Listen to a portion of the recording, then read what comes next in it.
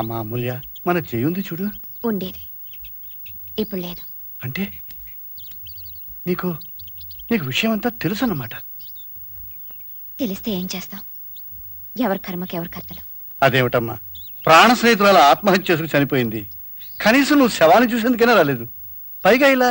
నాన్న, అది నా స్నేహితురాలు కాదు. అదే నా స్నేహితురాలు అయి ఉంటే పిరికి దానిలా ఆత్మహత్య చేసుకునేది కాదు. దాన్ని మోసం చేసిన వాడిని చంపి అది చచ్చుండేది. న్యాయంగా నీతో ఇలా మాట్లాడే హక్కు లేదు బాబు. నువ్వు నా కళ్ళ ముందు పెరిగావు కనుక, నేను నిన్ను కళ్ళల్లో పెట్టుకు పెంచాను కనుక, నేను నా అల్లుడిని చేసుకోవాలనుకోవడం నా స్వార్థమే కాదు. అర్థమైంది బాబు.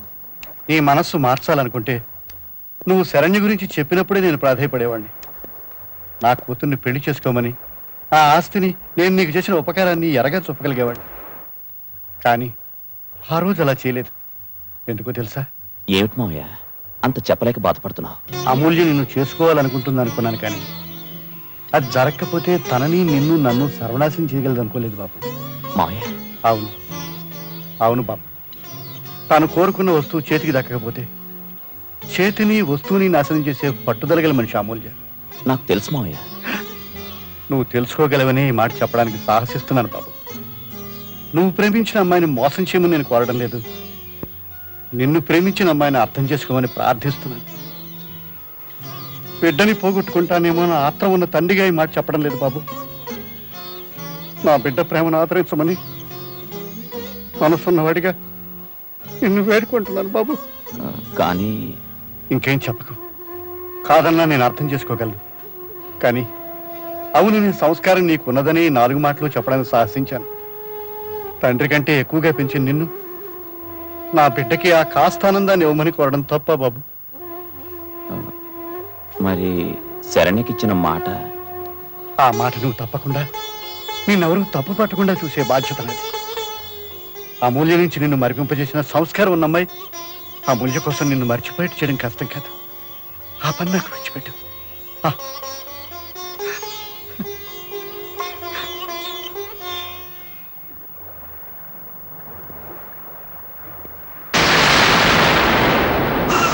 అప్పుడు నాకు అర్థమైంది నా కూతురు మనస్తత్వం ఏమిటో.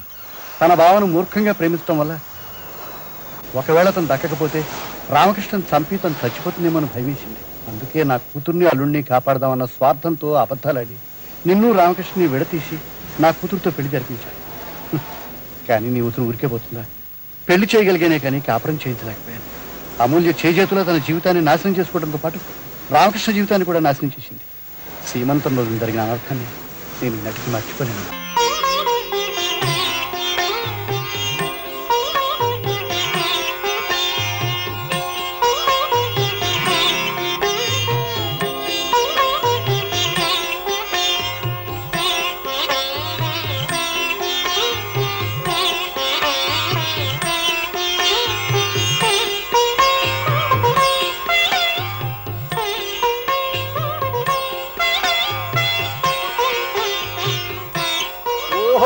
ఇన్స్పెక్టర్ గారా, రండి రండి రండి.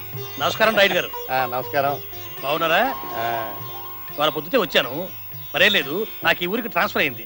గ్రామ పెద్దలు కదా, ఓసారి చూసి వెళ్దామని వచ్చాను. చాలా సంతోషం, మంచి సమయానికి వచ్చారు. ఇవాళ మా అమ్మాయి శ్రీమంతం జరుగుతోంది.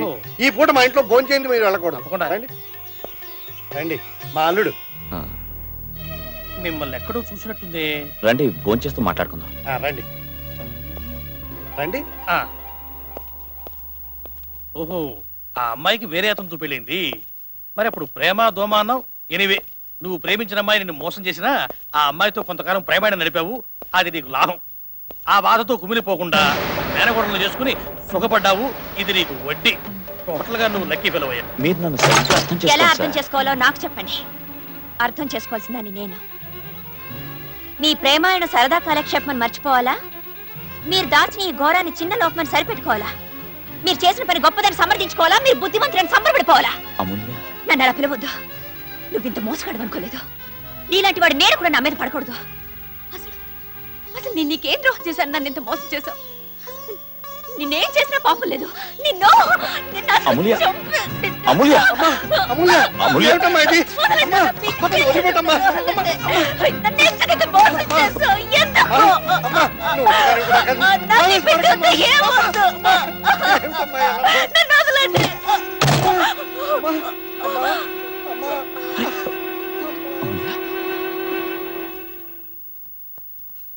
ముట్టుకోకు. నిన్ను ప్రేమించి ఆరాధించిన నన్ను, నీ మీద పరాయి ఆడదాన్ని నీడ పడితేనే గిజగిజలాడిపోయే నన్ను మోసం చేసి మరో ఆడదాన్ని ప్రేమించి పెళ్లి కూడా చేసుకోవాలనుకున్నావు కదూ. అది ఇంకెవరు నువ్వు చేసుకుందని మరో గతి లేక మొక్కుబడికి పెళ్లి అని ముష్టి వేసినట్టు నా మెళ్ళు 3 ముళ్ళు వేశావు. నాది అనుకున్న పర్వ నన్ను మరో ఆడ ఎంగిల్ చేసింది కాదు, ఉమ్మేసింది. అది తెలిసాక కూడా మెచ్చుకునేంత బిచ్చగతిని కాదు నేను. నాలో నువ్వు దాన్ని చూసుకున్నావు. ఆఖరికి మన పడగదిలో కూడా నువ్వు దాని ఊహంతోనే నాతో కాపురం చేశావు.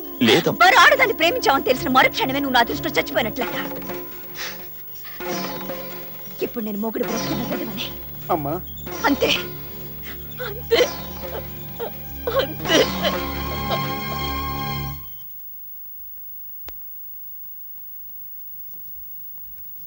మగబిడ్డ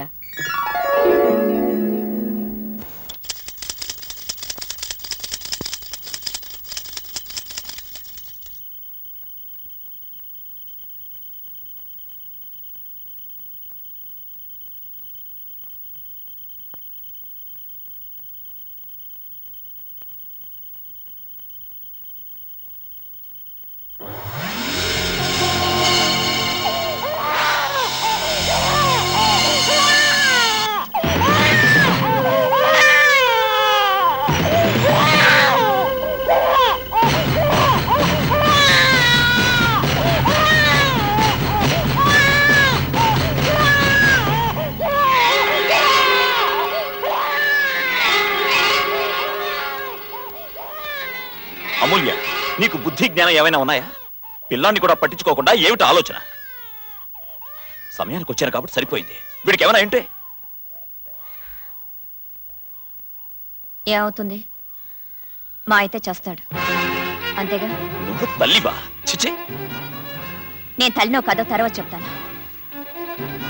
అసలు ముందు నువ్వు నా మొగుడువా కాదా? అమూల్య. బాబు,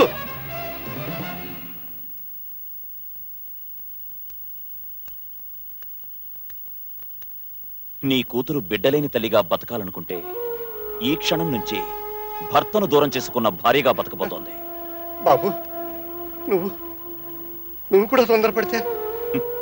నేను తొందరపడితే భర్తనే నిలదీసిన ఈ రాక్షసిని నిలువునా నరికేసేవాణ్ణి.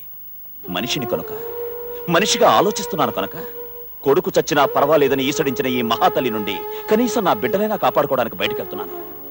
దయచేసి నన్ను వెళ్ళనివ్వండి. బాబు,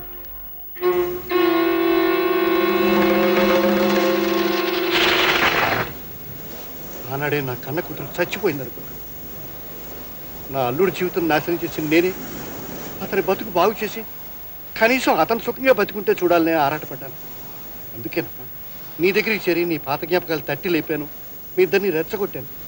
మీ ఇద్దరిలో ఎవరో ఒకరిని పెళ్లి చేసుకున్నా కనీసం అతను సుఖపడతాడు. ఆ విధంగా నేను చేసిన పాపానికి ప్రాయశ్చిత్తం జరుగుతుందని ఆరాటపడ్డాను. కానీ ఆ రాక్షసు మళ్ళీ ఇక్కడికి వచ్చింది. అతన్ని చిత్రహింసలు పెట్టడానికే తిరిగి వచ్చిందని నాకు తెలుసమ్మా. దాని బారి నుంచి అతన్ని ఎవరు కాపాడతారు? అందుకు మేమున్నాం. ఇప్పటిదాకా రామకృష్ణతో జీవితం పంచుకోవాలని ఆశపడ్డాం. కానీ ఇప్పుడు రామకృష్ణ సంసారం బాగుపడడానికి ప్రయత్నం చేస్తాం. అది మీరు అనుకున్నంత సులభం కాదమ్మా. సులభం అనుకుని చేయడం లేదు అంకుల్. అవసరం అనుకుని చేస్తాం, సాధిస్తాం. అమూల్య మనస్తత్వం నాకు చిన్నతనం నుంచి తెలుసమ్మా. అది జరిగే పని కాదమ్మా. జరిపించి చూపిస్తాం. అవును అంకుల్.